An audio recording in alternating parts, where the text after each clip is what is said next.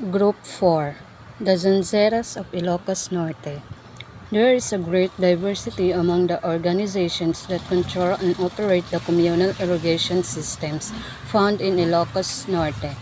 These organizations, which are called Zanzeras, vary not only in their size and structures, but also in the traditions, principles, and practices that they have developed. Lingid sa kaalaman ng maraming Pilipino, ang Zanzeras or Zanja ay salitang Espanyol na kung saan ito ay nangangahulugang ditch or kanal.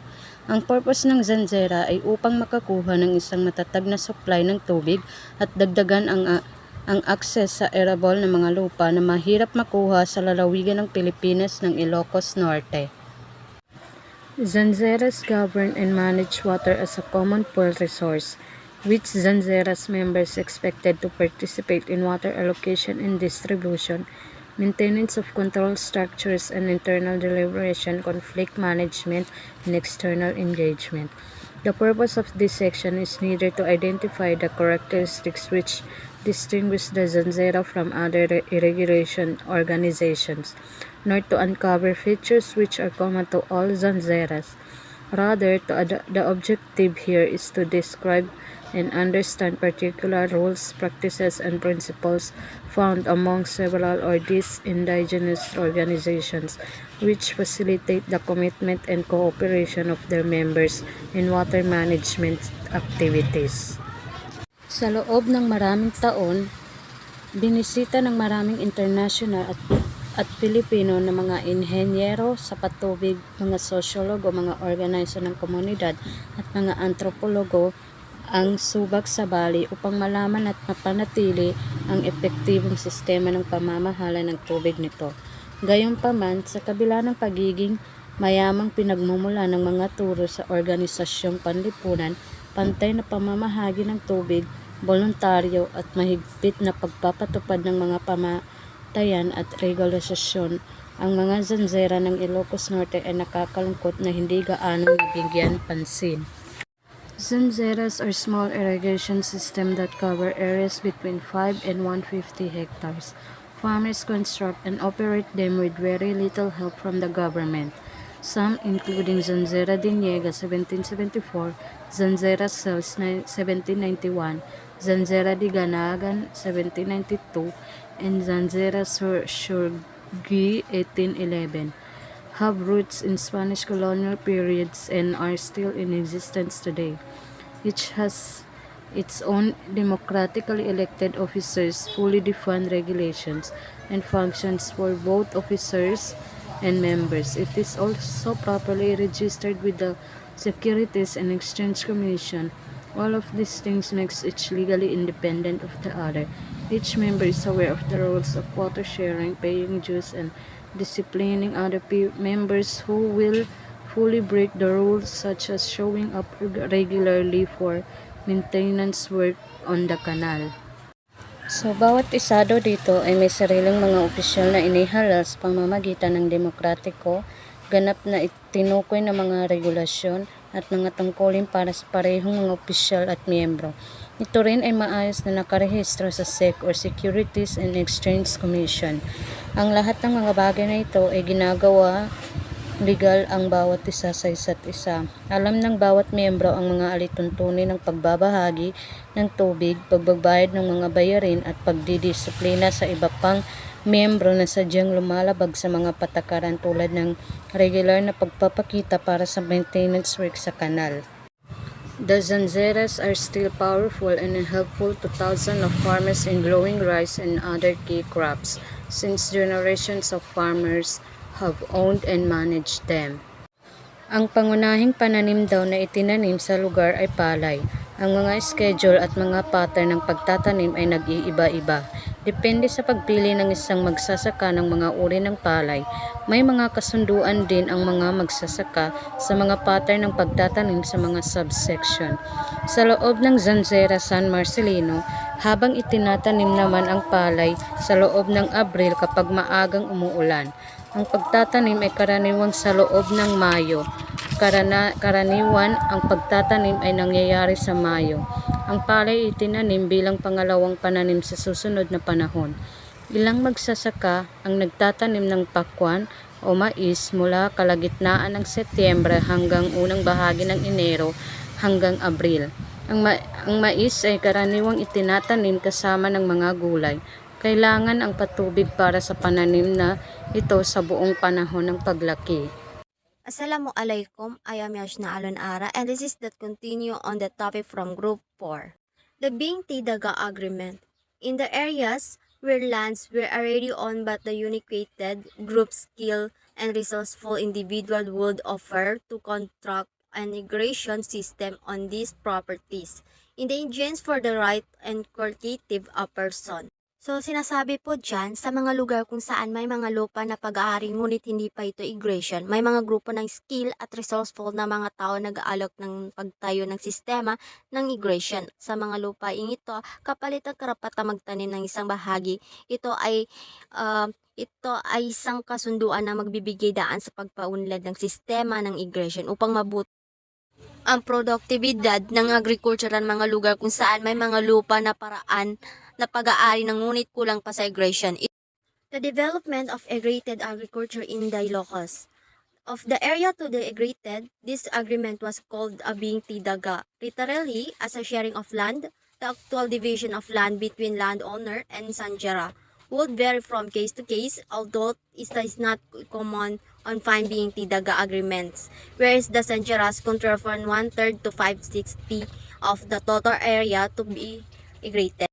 The Bing Tidaga Agreement ay isang kasaysayan ng Pilipinas kung saan ang mga binahasa at pagkukunan ng mga individual ay nag-aalok ng pagpatay ng sistema ng irrigation sa mga lupaing walang irrigation sa pamamagitan ng pagpapalitan ng karapatan at pagsasaka ng isang bahagi ng lupa. Tinatawag ng Bing Tidaga ang kasunduan nito ay literal na nangungulugan ng pagbahagi ng isang lupa. Ang aktual na paghahati ng lupa sa pagitan ng mga may-ari ng lupa at mga sentyura ay maaaring mag-iba-ibang depende sa bawat kaso. Bagaman, hindi bihirang pagkakita ng mga kasunduan Bing Tidaga kung saan ay kontratado ng sentyura mula sa 3 hanggang sa 5/6 na bahagi ng mga kabuuang lawak ng irrigasyonan. That term of the agreement where data ownership of lands would be retained by the landowner, and use the right would be granted to Sanjara as long as the owner's lands continue to receive adequate irrigation. If the Sanjara should fail to provide water these lands, it would forfeit the rights and to cultivate the lands specified under the Bing Tidaga. Sa Bing Tidaga Agreement, ang pangamay kasanayan at pagkukunan na tinatawag na sentyura ay nag-aalok ng pagtayo ng sistema ng irrigation sa lupaing walang tubig na may pamamagitan ng pagpapahiram ng lupa ng kanilang pagtatanim. Ang kasunduan ay naglalayong mapabuti ang produksyon ng mga agrikultura ng mga lugar na may lupa pero walang irrigation. Ang mga may-ari ng lupa ay manatiling may-ari ng lupa, ngunit binibigyan ng karapatan ang sentyura na magtanim ng bahagi ng lupa sa kondisyon na maibigay ng sapat na pagtubig sa kanilang mga lupa. Kung hindi magawa ito ng sentyura, mawawalan sa kanila ang karapatan na magtanim ng lupa na itinakda sa Kabiing Tidaga. Community Resources Management submitted to the Office of the Register of Deeds of Ilocos Norte to upon the claim of the sentyura to parcel of land with the presently with involved in the previous Being Tidaga. Sinasabi po dito, ang dokumento ay sinumunit ng Opisina ng Register of Deeds ng Ilocos Norte upang suportahan ang claim ng sentyera sa mga parcel ng lupa na tila kasangkot ng isang dating Bing Tidaga. Ito ay naglalaman ng mga detalye at ebidensya na nagpatunay ng karapatan ng sentyera mga lupang ito na dati nang maging bahagi ng Bing Tidaga. A related source of information is Throat Map, apparently a duplicate copy on onion skin, which this writer was able to insecure from the Centura official. The certain and exact location of the site depicted on the map you know, however, it is clear that the map was made to indicate the division of land between landowner, proprietors, and Centura. So sinasabi po dito, isang kaugnayan na magkukunan ng impormasyon ay isang pagitain ng mapa, tila isang kopya ng onion skin na nakuha sa pamanunulat mula sa isang opisyal ng Centura. Hindi tiyak at sukat at isaktong location ng lugar na ipakita sa mapa. Gayunpaman, malinaw na ang mapa ay ginawa upang ipakita ang paghahati ng lupa sa pagitan ng mga may-ari ng lupa, proprietors at sanchera.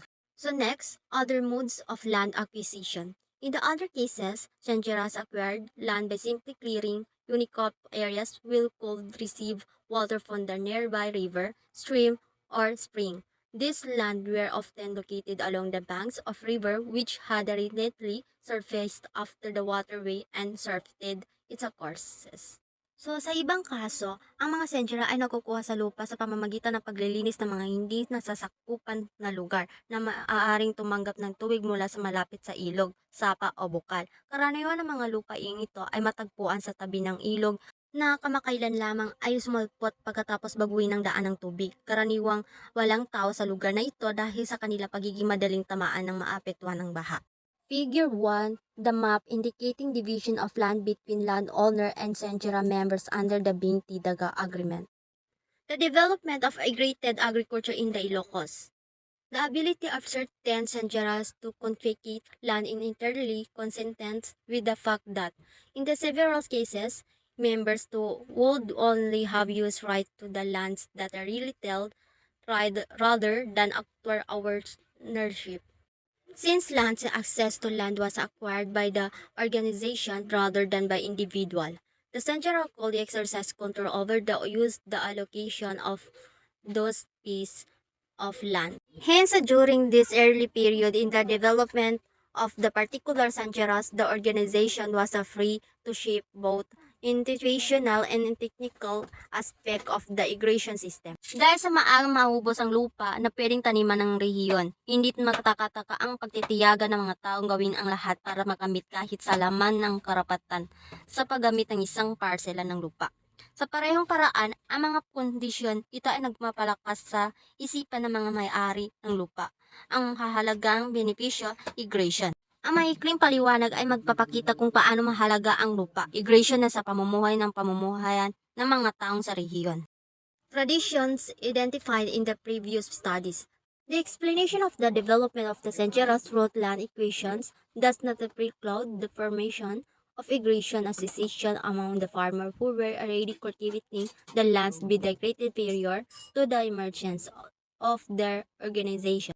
However, this hypothesis of Senjero origins involving land equations thus explain several physical and organization characteristics of Senjeros that have been researched and described in the literature. So, ang pag-uunlad ng mga senjera sa pamamagitan ng pag-akma ng lupa ay hindi mangangahulugan ng hindi maaari magkaroon ng pagbuo ng mga irrigation association sa mga pagsasaka na noon nang magtatanim sa mga lupa ng kailangan integration bago pa man ang pagkakabuo ng kanilang organization. Gayunpaman, ang hypothesis ng pinagmulan ng senjera na may kinalaman sa pag-akma ng lupa ay pinapaliwanag sa ilang physical at pang-organization ng katangian sa mga senjera na research at inilarawan ng literatura. The development of integrated agriculture in the Ilocos. The ability of certain senjeras to confiscate land entirely consistent with the fact that in several cases the members would only have the right to the lands that are retail rather than actual ownership. Since lands or access to land was acquired by the organization rather than by individuals, the senjera could exercise control over the use and allocation of those pieces of land. Hence, during this early period in the development of particular senjeras, the organization was free to shape both in the institutional and technical aspect of the irrigation system.